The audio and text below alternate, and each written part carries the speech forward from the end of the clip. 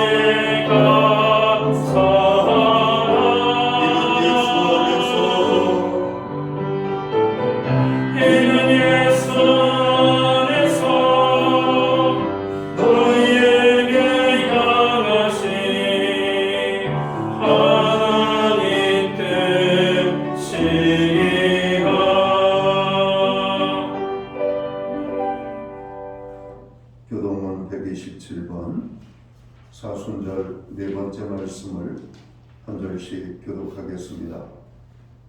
여호와를 자기 하나님으로 삼은 나라 곧 하나님의 기업으로 선택된 백성은 복이 있도다. 여호와께서는 하늘에서 보사 모든 인생을 살피시며 곧 그가 거하시는 곳에서 세상의 모든 거민들을 굽어 살피시는도다. 그는 그들의 모든 마음을 지으시며 그들이 하는 일을 구워 살피시는도다. 많은 군대로 구원 얻은 왕이 없으며 용사가 힘이 세어도 스스로 구원하지 못하는도다.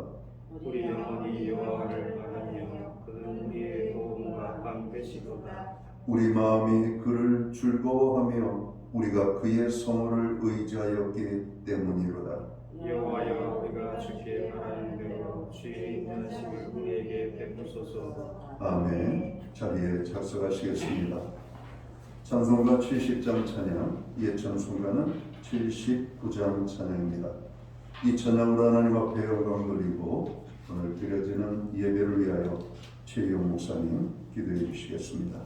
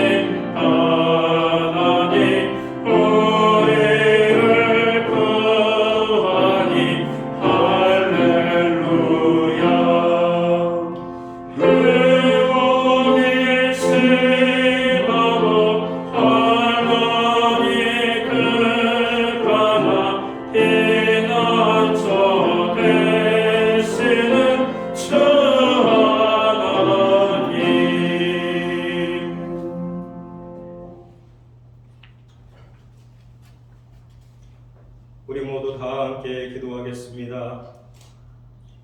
모든 만물을 다스리시고 생사화복을 주관하시며 모든 병마에서 보호하시고 치료하시는 능력의 하나님 아버지를 찬양합니다.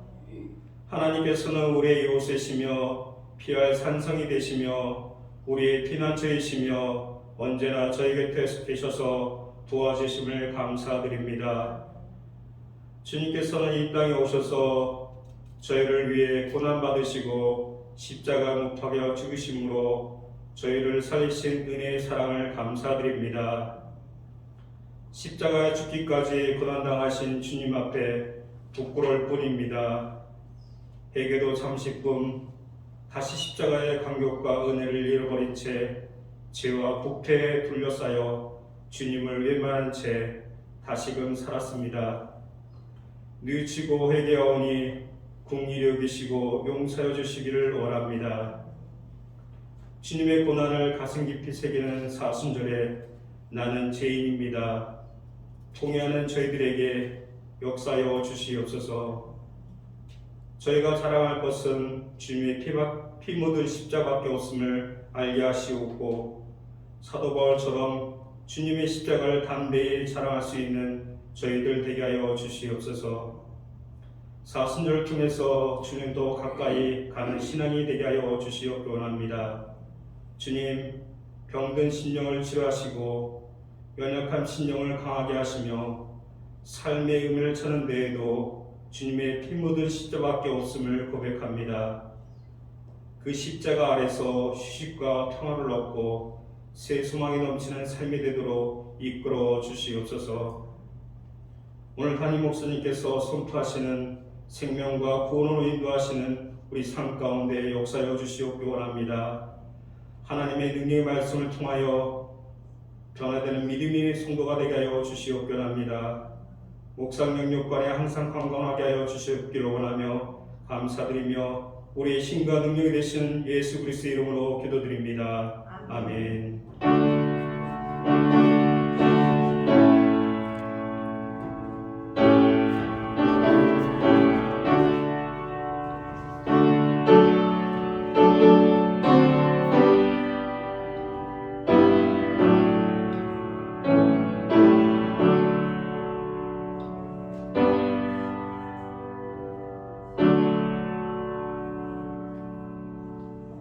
성월 마지막 제주 거룩한 주일에 교회와 성도들에게 주시는 하나님의 말씀입니다. 함께 오실 주의 말씀은 구약 성경 417면 사무엘상 7장 1절 말씀에서 9절까지의 말씀입니다. 찾으신 말씀을 한 절씩 교독하는 방법으로 말씀을 공독합니다. 제가 먼저 사무엘상 7장 1절 말씀을 봉독을 하겠습니다. 기럇 여아림 사람들이 와서 여호와의 궤를 옮겨 산에 사는 아비나답의 집에 들여놓고 그의 아들 엘리야사를 거룩하게 구별하여 여호와의 궤를 지키게 하였더니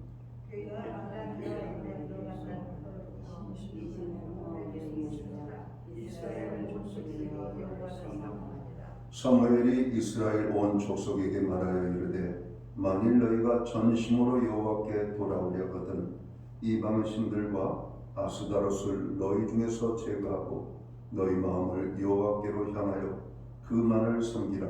그리하면 너희를 블레셋 사람의 손에서 건져내시리라.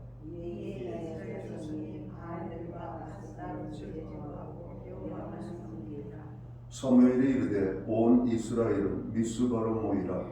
내가 너희를 위하여 여호와께 기도하리라 하며 그들이 이스라엘 모여 물기로 여호와 앞에 묻고 그날 종일 금식하고 거기에서 이르되 우리가 여호와께 범죄하였나이다 하니라. 사무엘이 미스바에서 이스라엘 자손을 다스리니라. 이스라엘 자손이 미스바에 모였다 함을 블레셋 사람들이 듣고 그들의 방백들이 이스라엘을 치러 올라온지라. 이스라엘 자손들이 듣고 블레셋 사람들을 두려워하여 이스라엘 자손이 사무엘에게 이르되 당신은 우리를 위하여 우리 하나님 여호와께 쉬지 말고 그들을 블레셋 사람들의 손에서 구원하게 하소서 하니 9절 말씀은 함께 읽겠습니다. 사무엘이 젖 먹는 어린 양 하나를 가져다가 온전한 번제를 여호와께 드리고 이스라엘을 위하여 여호와께 부르짖음에 여호와께서 응답하셨더라. 아멘. 찬송가 213장 찬양, 이 찬송가는 348장입니다. 오늘 이 찬양 1절과 4절, 5절 찬양으로 하나님 앞에 영광 돌리고 드려진 예물 위하여 봉헌 기도 드리겠습니다.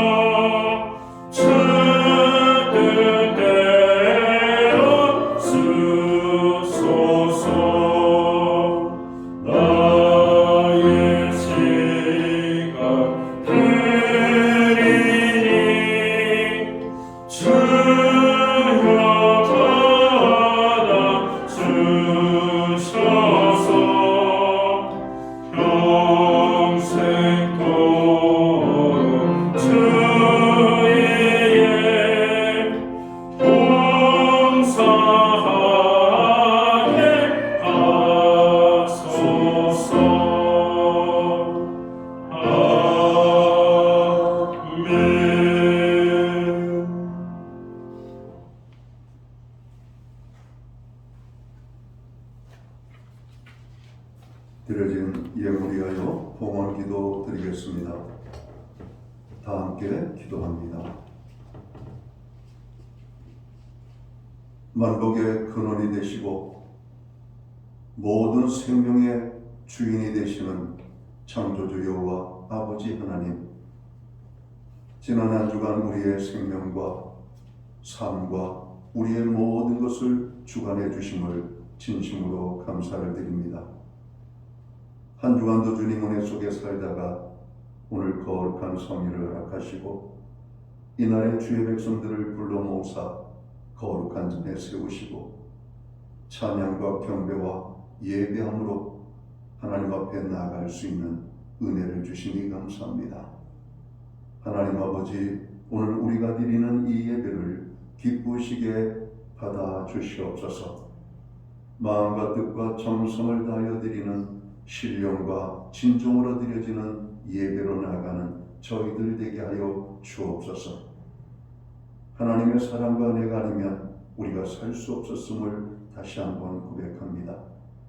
특별히 이 한 주간은 또 주님의 십자가를 바라보며 의지하며 우리가 새 힘을 얻고 세상의 모든 연약함을 이길 뿐만 아니라 삶의 자리에서 주님 살아계심을 경험케 하여 주심을 진심으로 감사를 드립니다. 그 모든 은혜를 인하여 정성된 눈물로 주 앞에 봉헌의 헌물을 올려드립니다. 약속의 말씀을 따라 11조의 예물로, 각종 제목의 감사의 예물로, 목적성 헌물들과 주일헌금으로 주님 앞에 드립니다. 드려진 모든 손길들을 주님 받으시옵소서. 저들을 기억하시고 저들을 축복하여 주시옵소서. 하늘의 신령한 복을 내려주시옵소서. 땅에 넘치는 풍성의 축복으로 함께하여 주옵소서.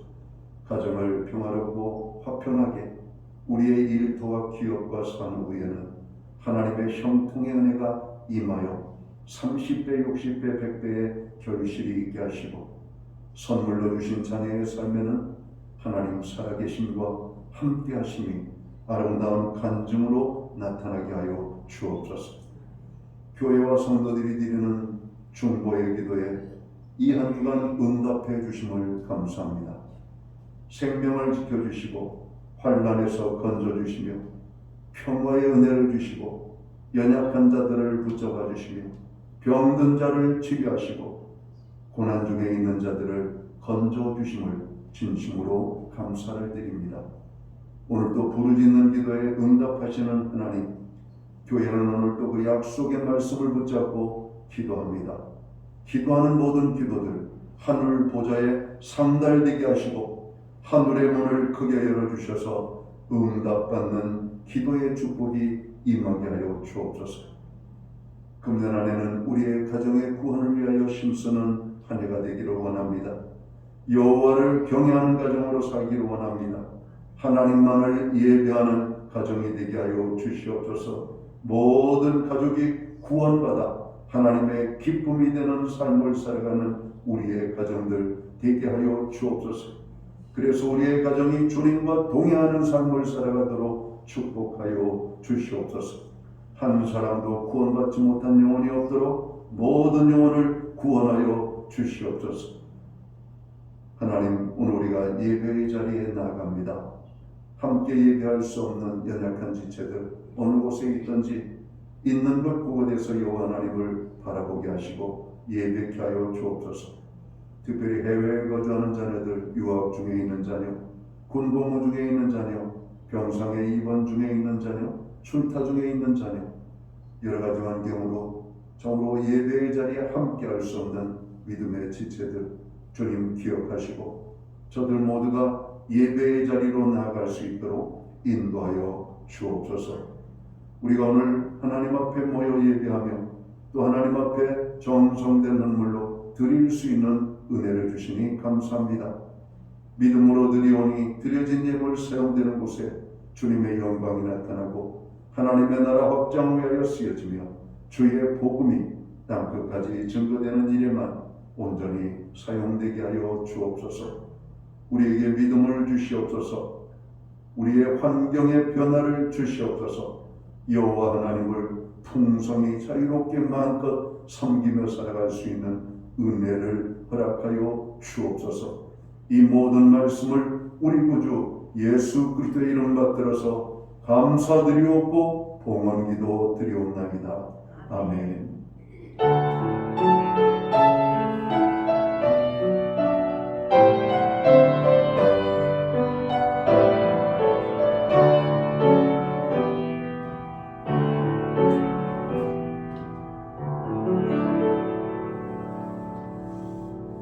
저는 이 시간 교회를 대신해서 주일 예배에 참여하신 모든 교우들과 또 이 시간 가정에서 영상으로 또 온라인 예배로 예배하는 모든 믿음의 지체들 가운데 주님의 평안과 인사로 문안을 드립니다.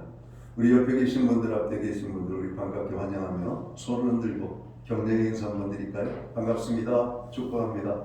오늘도 예배의 자리에 함께 하신 한 분 한 분을 환영합니다. 오늘 교회에 처음으로 나오신 분들을 축하하고 환영합니다. 예배의 회복이 삶의 회복입니다. 예배의 성공자로 늘 설 수 있게 되기를 간절히 바랍니다. 교회를 위한 중보, 또 나라와 민족, 그리고 가정과 자녀, 또 자신의 연약함의 문제, 또 성도들, 지체들을 위하여서 드리는 우리의 중보의 기도를 하나님이 기뻐하십니다. 여러분들 기도 시간에 오늘 중보 기도에 함께 참여해 주시기를 바라겠습니다. 교회는 사순절을 보내고 있습니다. 말씀과 기도로 우리의 삶의 자리를 돌아보는 그런 사순절로 삼으시기를 바랍니다. 예배의 회복과 또 말씀과 기도의 자리, 또 하나님의 함께 하심을 위하여 기도해 주시면 고맙겠습니다. 코로나가 계속적으로 확산이 되고 가벼운 증세, 가벼운 것이라고 하지만 막상 확진이 되면 여러 가지로 불편한 것이 참으로 많이 일어나고 있는 것을 보게 됩니다. 계속해서 건강과 또 코로나 우리 소멸을 위하여서 기도해 주시면 좋겠습니다. 오늘 예배 후에는 나가시면서 지난주에도 광고했던 것처럼 강원도 산불 피해를 당하신 분들을 위한 모금을 하고 있습니다. 지난 한 주 했고 오늘까지 저희가 모금을 하고 모금된 것을 강원도 산불 피해를 당하신 분들에게 성금으로 전달하기를 원합니다. 오늘 예배 후에는 목양실에서 운영회 모임이 있겠습니다. 매주 수요일마다 온라인 성경 공부를 제공하고 있습니다. 금주는 사과, 생명의 떡을 공부합니다.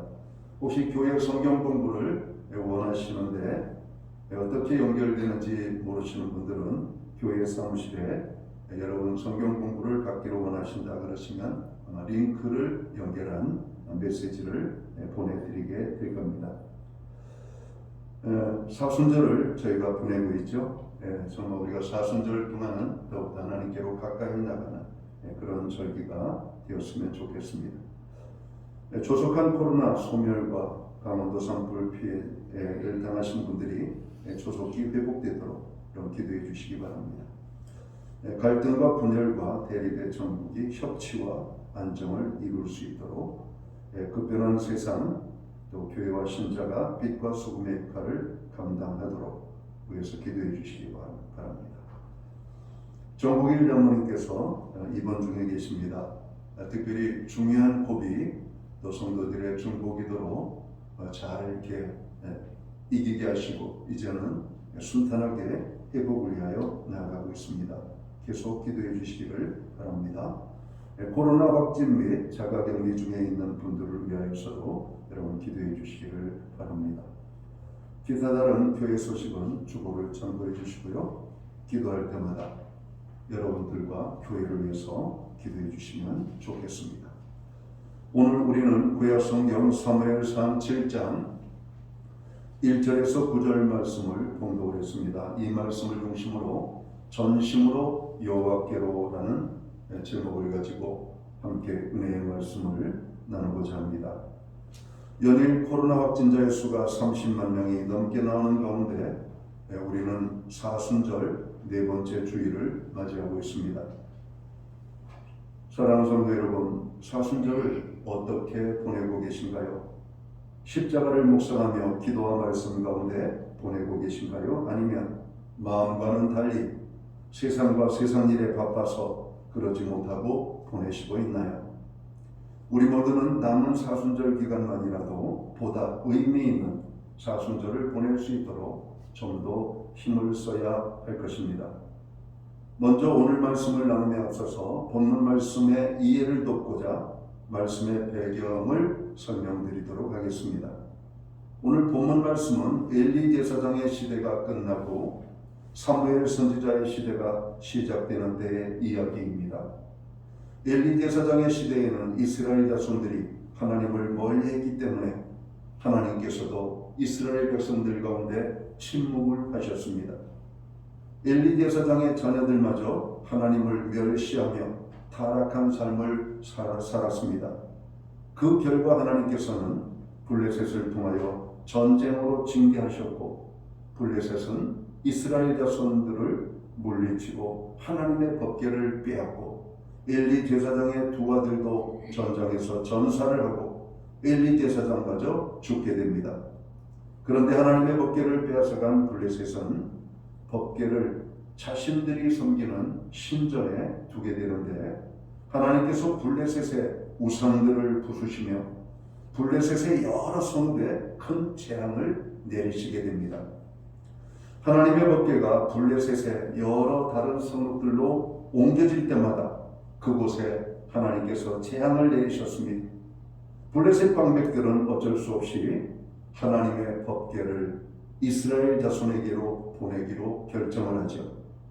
하나님의 법궤를 벳세메스로 돌려보냅니다. 그리고 빼앗긴 하나님의 법궤가 돌아온 것을 본 벳세메스 사람들이 기뻐하면서 하나님께 제단을 쌓고 경배를 합니다. 하지만 해서는 안 되는 하나님의 법궤를 열고 들여다본 것 때문에 하나님께서는 벳세메스 사람들에게도 재앙을 내리셨습니다. 결국 하나님의 법궤는 기럇 여아림 사람들이 이 기브아에 사는 아비나답의 집으로 옮기게 되고 아비나답의 아들 엘르아사를 구별하여 하나님의 법궤를 돌보게 됩니다. 그 후 여호와의 법궤는 20년 동안 아무도 찾는 사람 없이 아비나답의 집에 있게 됩니다. 그러는 동안 이스라엘 자손들은 여전히 우상 숭배에 빠져 있었고 또 블레셋으로 인하여 그들의 삶의 자리는 너무나 고통스러웠던 것이죠. 고통이 점점 더 심해지자 이스라엘 자손들이 하나님을 그리워하게 됩니다. 이때의 선지자 사무엘이 등장을 하게 되는 것이죠. 오늘 사무엘이 등장하면서 뭐라고 말합니까? 3절을 보면 사무엘이 이스라엘 온 족속에게 말하여 이르되 만일 너희가 전심으로 여호와께 돌아오려거든 이방 신들과 아스다롯을 너희 중에서 제거하고 너희 마음을 여호와께로 향하여 그만을 섬기라. 그리하면 너희를 블레셋 사람의 손에서 건져내시리라 말씀합니다. 이스라엘 자손들은 자신들의 문제가 무엇인지 제대로 알지 못했습니다. 하나님을 섬하면서도 하나님의 법궤에는 관심도 없었고 여전히 우상 숭배에 빠져 있는 삶을 살았기 때문입니다. 선지자 사무엘은 이스라엘 자손들이 문제를 바로 알도록 선포합니다. 여호와 하나님께로 전심으로 돌아오라고 선포합니다. 그리고 말씀하기를 여호와 하나님께로 돌아오기 위하여서는 해야 할 일들이 있음을 언급을 합니다. 선지자 사무엘은 불신앙의 길을 걸었던 이스라엘 자손들이 블레셋과의 전쟁에서 패하고 하나님의 법궤를 빼앗긴 사건을 상기시키면서 이스라엘 백성들에게 회개를 촉구합니다. 현대 그리스도인의 가장 큰 문제는 회개가 없는 것입니다. 진정한 회개가 없는 것입니다. 회개라는 것은 한 번 깨닫고 눈물 흘리는 정도가 아닙니다. 무엇을 잘못했는가를 깨달아 알아야 합니다. 시편 49편 20절 말씀은 이렇게 말씀합니다. 존귀하나 깨닫지 못하는 사람은 멸망하는 짐승 같도다 말씀합니다. 회개는 통회하고 자복하는 것으로 죄를 미워하는 것입니다. 또 의지적으로 그 죄를 끊어버리는 방향 전환으로 하나님께 돌아오는 것입니다. 하나님께서는 회개하는 자를 기뻐하십니다. 회개는 죄에 대하여 아파하며 철저하게 통회하는 것이죠. 근본 사순절은 우리들의 여러 삶의 부분들을 돌아보며 깊은 회개의 시간을 갖게 되기를 간절히 바랍니다. 회개를 가벼이 생각하면 안 됩니다. 회개할 때 죄의 용서가 있게 됩니다. 회개할 때 문제가 해결되지요. 회개할 때 영적 삶이 회복이 됩니다. 회개하면 잃었던 기쁨을 회복하게 되는 것입니다. 회개는 실패를 성공으로 바꾸는 유일한 길임을 우리는 알아야 할 것입니다. 죄라고 하는 것이 무엇입니까? 죄라고 하는 말은 우리가 남의 것을 훔치거나 거짓말을 하거나 우리가 도덕윤리를 어기고 법을 어기고 이런 것도 물론 죄지만 죄라고 하는 포괄적인 의미는 하나님께로부터 벗어나 있는 것을 의미합니다. 하나님께로부터 벗어나 있는 모든 것이 죄인 것이죠. 그럼 회개는 무엇인가? 그 하나님께로부터 벗어나 있는 것에서 하나님께로 돌아가는 것입니다. 말 그대로 회개는 돌아가는 거예요. 내가 가고 있는 길이 잘못된 길임을 어느 순간 깨닫게 되고 그 잘못된 것을 인정하고 고백하고 회개하며 하나님께로 돌아서는 것, 그것이 회개라고 하는 것이죠. 선지자 사무엘은 이스라엘 자손들에게 전심으로 여호와께로 돌아오려면 어떻게 하라고 선포합니까? 죄를 회개하라고 선포합니다. 오늘 이스라엘 백성들이 전심으로 하나님께 돌아가기 위해서는 그들이 우상을 섬긴 것을 회개하라고 오늘 성경은 선포를 말씀을 하고 있습니다. 이스라엘 백성들이 회개해야 될 첫 번째는 바로 이 우상을 섬긴 것을 회개해야 된다고 하는 말씀입니다. 본문 3절 상반절 말씀을 보겠습니다. 온 족속에게 말하여 이르되 만일 너희가 전심으로 여호와께 돌아오려거든 이방 신들과 아스다롯을 너희 중에서 제거하고라고 언급합니다. 여기서 제거하고라고 하는 말은 히브리어로 하시루라고 하는 말이죠. 이 말은 방해되는 요소를 없앤다라는 뜻입니다. 당시 이스라엘 자손들은 우상 숭배가 그들의 삶에 아주 깊게 자리 잡고 있었습니다. 그래서 이스라엘 백성들이 하나님께로 돌아오려면 우상과 연관된 모든 것에서 벗어나야 했던 것이죠. 종교개혁자 마틴 루터는 우상에 대하여 이렇게 설명합니다. 무엇이 우상이냐? 당신의 마음이 매달리고 의지하는 것은 무엇이든지 그것이 하나님이다. 마음의 신뢰와 믿음이 하나님도 만들고 우상도 만든다라고 말합니다. 우상은 마음속에 하나님처럼 자리 잡고 있는 것이죠.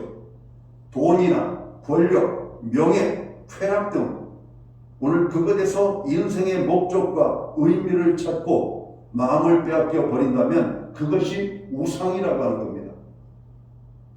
쾌락이라고 하는 단어가 상당히 포괄적이죠. 이거는 어떤 육체적인 쾌락만을 말하는 것이 아니라 세상의 취미생활, 또 세상에 내가 좋아하는 많은 어떤 것들을 의미하고 있습니다. 그것들이 하나님께로 나아가는 것을 방해할 정도로 지장을 주고 있다면 그것이 우상이라고 오늘 이 마틴 루터는 말하고 있는 것입니다. 하나님과의 관계를 우선적으로 세울 때 우리는 우상 숭배에 빠지지 않게 되고 성공적인 영적인 삶을 살게 될 것입니다. 자, 두 번째 이스라엘 백성들이 회개해야 될 부분은 무엇입니까? 여호와 하나님을 향하여 눈을 돌리지 않고 다른 것에 눈을 돌린 것을 회개해야 한다라고 하는 말씀이죠. 오늘 본문 3절 하반절에 보면 이렇게 말씀을 합니다. 너희 마음을 여호와께로 향하여 그만을 섬기라. 그리하면 너희를 블레셋 사람의 손에서 건져내시리라. 마음을 여호와께로 향하라 이렇게 말씀합니다. 마음이 여호와께 향하지 못하는 것을 회개하라고 하는 말씀이죠. 바람의 힘으로 움직이는 배를 우리는 돛단배라고 합니다. 큰 배를 우리가 범선이라고 말하죠. 이 범선에는 정말 큰 돛들이 여러 개 달려 있어서 정말 빠르게 이런 바다를 질주합니다. 같은 방향에서 바람이 불어오는데도 어떤 배는 동쪽으로 갑니다. 그리고 어떤 배는 서쪽으로 갑니다. 어떤 배는 거꾸로 바람의 반대 방향으로 가기도 합니다. 배의 방향을 결정하는 것은 바람이 아니라 그 배에 달려있는 돛의 영향으로 방향이 전환이 되는 것입니다. 3절 말씀에 보면 이 향하여라고 하는 말은 히브리어로 웨하키누라고 하는 말입니다. 이 말은 고정하다, 확립한다 라고 하는 뜻을 가지고 있습니다. 하나님을 향한 우리의 마음을 굳건하게 확립을 하면, 고정을 하면 우리가 하나님 외에 다른 것을 향하여 여러분 바라보지 않게 되는 것이죠. 저도 인생을 살면서 이 뼈가 2번 정도 골절이 됐던 적이 있던 것 같아요. 뼈를 완전한 골절보다는 금이 가는. 그래가지고 이 깁스를 이렇게 할 때가 있었습니다. 정형외과에 가면은 이 단단한 석고보드로 우리의 그 상처나 골절된 부분을 감싸주잖아요. 그리고 이것을 틀어지지 않도록 아주 조심스럽게, 교통사고가 심하게 나가지고 여러분 이게 뼈가 많이 이렇게 손상이 되신 분들은 이 나사로 막 그냥 뼈를 고정을 해놓는, 아주 겉으로 보기에도 무지무지하게 아플 것 같은 그런 환자들을 정형외과에 가서 많이 봅니다. 여러분 그것을 확고하게 고정을 해놔요. 언제까지? 뼈가 단단하게 붙을 때까지. 그러면서 이 정형외과 의사가 말합니다. 지금은 뼈가 부러져서 이곳이 아프지만 나중에 단단하게 붙고 나면 다른 곳보다 더 단단해집니다. 이러더라고요. 여러분 우리의 뼈 잘못 관리하면 부러지게 되고, 부러진 것을 고치려면 단단하게 그것을 고정을 시켜야 되는 겁니다. 간혹가다 목에 문제가 생긴 분들이 목을 기부싼 사람이 있어요. 그래서 좀 교만한 사람들을 가리켜 목에 기부싼 사람이라고 표현을 하기도 합니다. 그 사람을 장난치려면 이렇게 하면 돼요. 자주 부르면 돼요. 아무개야 그러면은 그 사람은 우리처럼 고개를 돌려서 쳐다보지 못합니다. 이렇게 목을 돌릴 수가 없기 때문에 여러분 그렇게 해야 되는 겁니다. 고정되는 거예요. 고정되는 거예요. 오늘 하나님을 향하여 우리의 눈을 고정을 시키라고 오늘 말씀을 합니다. 우상을 향하던 눈이 하나님을 향하면 전혀 다른 삶이 펼쳐집니다. 죄악을 바라보던 마음이 하나님을 향하게 되고 세상을 향하던 눈이 교회를 향하게 되고 하나님을 향하게 된다는 것이죠.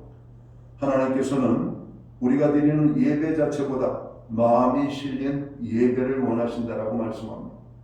마음이 실리지 않은 예배는 하나님 기뻐하지 않습니다. 그래서 우리가 예배 자리에 나와 있는 것으로 우리가 삼는 것이 아니라 우리의 마음이 실린 예배로 하나님 앞에 나아갈 때 그 예배, 하나님이 기뻐 받으시는 그 예배, 마음이 실린 예배를 신령과 신정의 예배라고 말씀을 하고 있는 겁니다. 아벨의 제사와 가인의 제사가 바로 그 차이가 아닐까 생각합니다. 마음이 담겨있는 하나님 앞에 드리는 예물과 오늘 마음이 빠져있는 형식만 드려지고 있는 오늘 그 예배가 아닌가, 오늘 이렇게 말씀하고 있는 거죠. 생명이 있는 예배와 생명이 없는 예배는 바로 이 마음의 차이라고 생각합니다. 우리가 사랑을 하는데 어떻게 마음이 안 갈 수가 있겠습니까? 진정으로 사랑한다면 마음이 가는 것이죠. 마음이 먼저 가는 겁니다. 그것을 알게 돼요. 하나님의 이 마음이 실린 예배를 기뻐하십니다. 오늘 하나님 앞에 나아갈 때마다 우리가 헌물로 하나님 앞에 올려드리죠. 하나님께서는 물질 자체가 아닌 마음이 실린 헌물을 기뻐하신다라고 성경은 말씀하고 있습니다. 하나님은 우리의 중심을 보시는 여호와 하나님이십니다. 히브리서 12장 2절 말씀을 보면 믿음의 주요 온전케 하시는 이인 예수를 바라보자라고 말씀합니다. 하나님께서는 끝까지 하나님만을 바라보는 자를 기뻐하십니다. 우리가 사람들하고 대화할 때도 상대방의 눈을 쳐다보잖아요. 상대방의 얼굴을 쳐다봅니다. 말하면서 딴짓거리 하거나 말하면서 다른 사람을 보는 사람은 상당히 성의가 없는 사람이고 상대방을 무시하는 사람이 아닐까 생각합니다. 예배를 드릴 때에도 우리는 하나님만을 향해야 됩니다. 기도를 할 때에도 하나님만을 바라봐야 됩니다. 그리할 때 하나님께서 우리와 함께 하시는 것입니다. 이스라엘 백성들이 하나님을 멀리하고 죄악에 빠졌던 것은 하나님을 향하여 있어야 될 그들의 눈이 가나안의 우상들과 가나안의 문화와 쾌락에 빠져 있었기 때문입니다.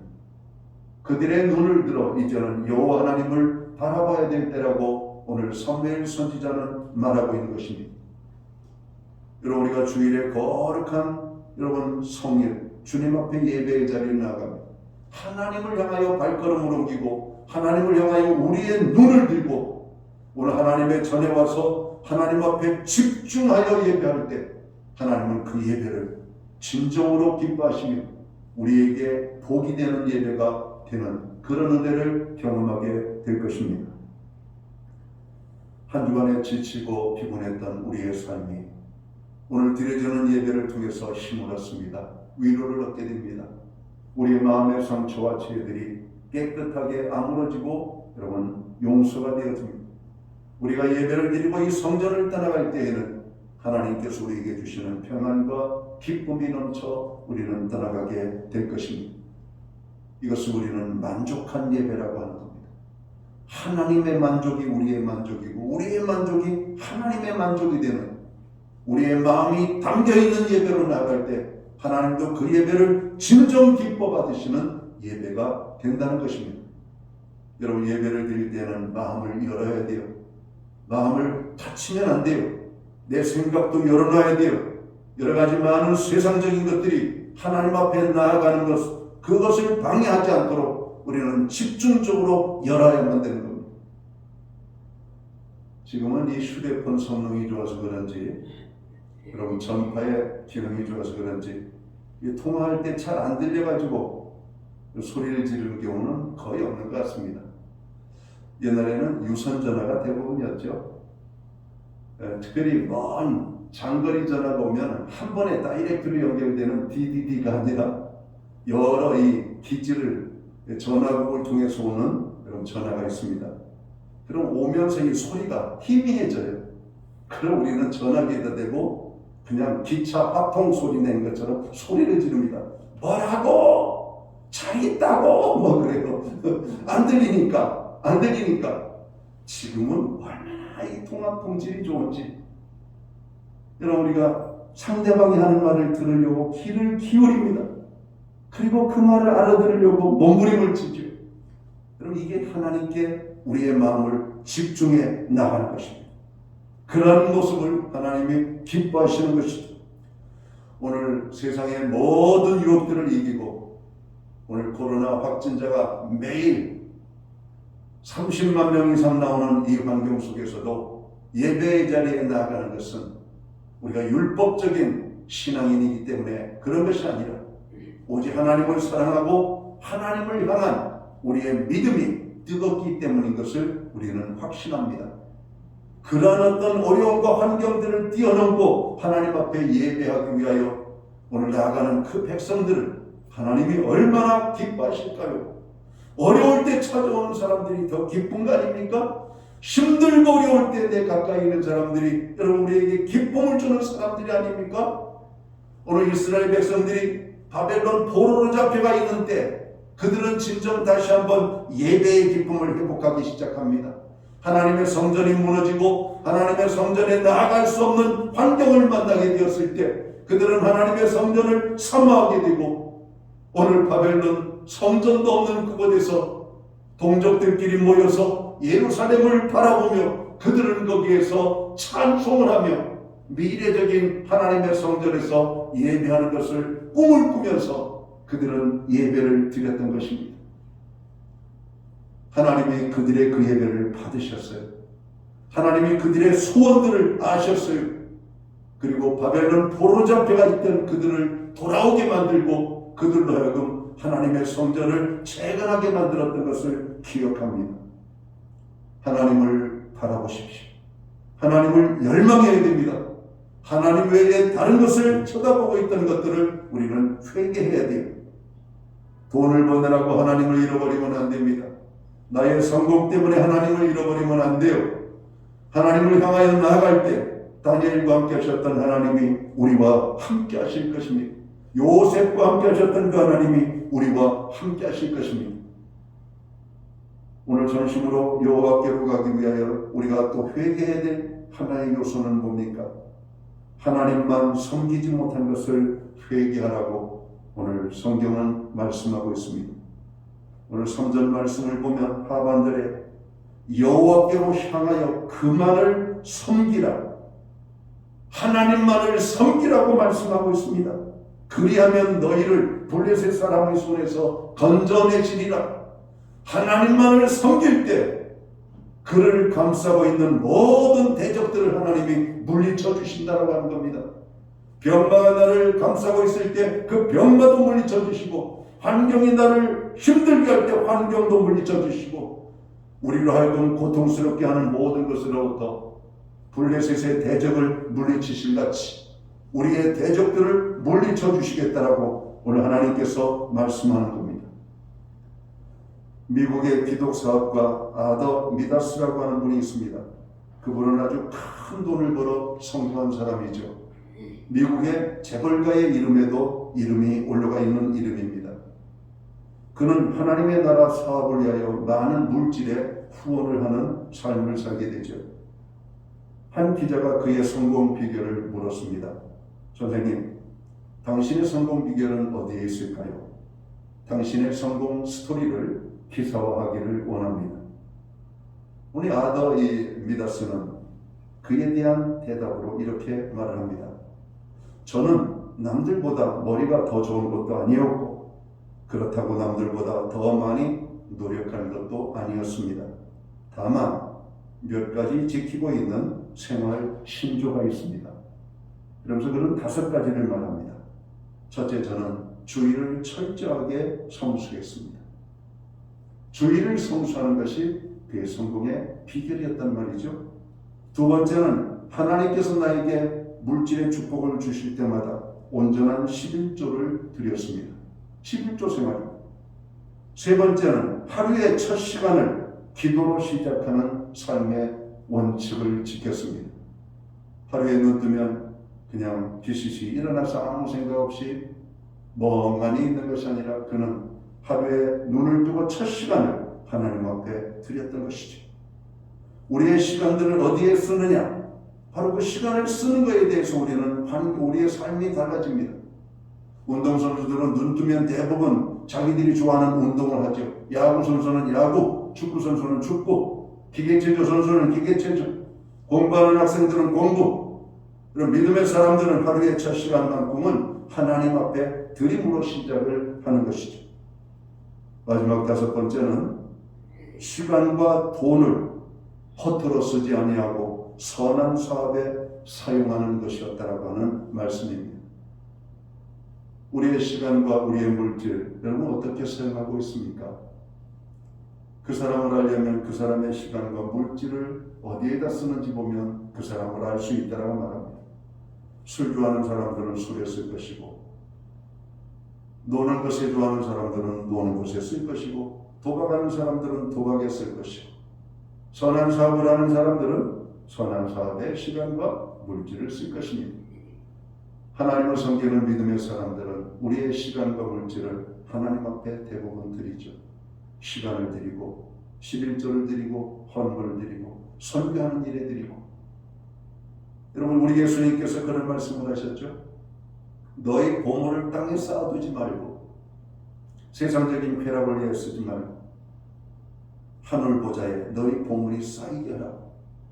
여러분, 우리가 하나님의 나라에 가 있을 때에는 우리가 이 땅의 것들은 아무 의미가 없습니다. 똑같은 물질이라도 세상 속에서 쓴 것은 그냥 허비된 겁니다. 우리가 필요한 것들 써야 되죠. 하나님 앞에 드린 것은 하나님 나라의 보화로 기억되어지는 것이라고 주님이 말씀합니다. 여러분, 우리는 땅의 것을 추구하는 삶을 갖는 그런 어떤 부분을 인정해야 됩니다. 육을 가지고 있기 때문에. 그러나 우리의 육신의 삶을 한번 들여다보십시오. 시편 기자는 우리의 인생 70이요 강건하면 80이라고 그랬습니다. 여러분, 100년도 못 사는 인생입니다. 그러나 하나님의 나라 영원과 비교할 때 여러분 100년이라고 하는 것은 여러분 먼지에 티끌만도 못한 겁니다. 우리는 티끌만도 못한 우리의 인생을 위하여 다 쓰고 하나님을 위하여 연약한 것을 어리석은 자라고 말하고 있는 것이죠. 부자와 나사로의 이야기가 그거 아닙니까? 여러분, 부자는 이 땅에서 떵떵거리며 호화호식하며 즐겁게 쾌락을 즐기며 매일같이 연애를 하고 파티를 열었지만 하나님은 그의 인생을 향하여 어리석은 인생이라고 말하고 있는 것입니다. 지미 카터 대통령은 대통령의 짐을 벗어놓고 돌아갈 때 그렇게 했단 말이죠. 나는 다시 주님께로 돌아갑니다. 그는 교회의 주일학교 교사를 주님 앞에 서는 날까지 감당을 했다고 합니다. 대통령이 되어서도 교회에 가서 주일학교 교사로 여러분 하나님의 말씀인 성경을 가르치는 일을 했다는 거 아닙니까? 미국인들에게 있어서 지미 카터 대통령은 무능한 대통령일지 모르겠습니다. 그러나 하나님 보시기에 지미 카터 대통령은 그 누구보다도 하나님을 사랑했던 대통령. 여러분, 우리는 사람에게 인정받고 세상 속에 인정받으려고 애를 씁니다. 그러나 역사를 한번 돌아보십시오. 그러면 역사가 기록하는 인물들은 그렇게 많지는 않습니다. 그렇게 역사 속에서 훌륭한 사람이라 할지라도 대부분 잊혀져 버립니다. 오늘 현대인들에게 소크라테스 별 의미가 있겠어요? 뜻도 모를 너 자신을 알라. 도대체 이게 어디 속에서 나온 말인지. 요즘은 대중가요 가사 속에서 나오는 소크라테스 아닙니까? 여러분의 인생이 어디 속에서 인정받기를 원하십니까? 하나님의 나라. 바울은 하나님을 만나기 전에, 부활하신 예수님을 만나기 전에 그는 땅의 것을 추구했던 사람입니다. 그런데 하나님을 만남으로 그는 땅의 모든 영화로운 것들을 분토와 배설물로 여긴다라고 고백을 합니다. 창세기 12장에 아브라함은 하나님을 섬기기 위하여 본토 친척 아비집을 떠나는 결단을 했다라고 말합니다. 그런 아브라함을 하나님께서는 땅의 축복과 자녀의 축복과 복의 근원이 되는 축복으로 복 주셨다라고 말씀합니다. 하나님만을 섬기기로 결단하고 마음의 우상을 제거하고 하나님 이외에 다른 것을 바라보던 모든 것을 끊고 하나님만 바라보며 하나님을 섬길 때 하나님의 놀라운 은혜가 임하게 될 것입니다. 사랑하는 성도 여러분, 우리는 지금 사순절을 보내고 있습니다. 특별히 죄를 회개하고 전심으로 여호와 하나님께로 나아가는 사순절이 되시기를 주님의 이름으로 축원합니다. 기도합니다. 하나님 아버지, 오늘 말씀을 통해서 이스라엘 백성들이 고통 중에 여호와 하나님을 생각하고 나아가기를 원할 때 하나님의 사람 사무엘을 통하여 너희가 전심으로 여호와께로 돌아오려거든 너희가 회개하고 하나님께로 나아가라고 말씀합니다. 주님, 사순절을 통해서 우리의 삶을 돌아보게 하시고 회개의 자리를 소중하게 여길 수 있는 은혜를 주시니 감사합니다. 우리의 죄악을 회개합니다. 하나님만을 바라보지 못한 것을 회개합니다. 하나님을 온전히 섬기지 못한 것을 회개합니다. 주님, 회개하는 그 심령들 가운데 하나님의 놀라운 은혜로 함께하여 주옵소서. 예수님께 하신 이름으로 기도하옵나이다. 아멘. 자리에서 다 함께 일어나셔서 찬송가 273장 찬양 1절 찬양 드리고 축도함으로 오늘 예배를 마칩니다.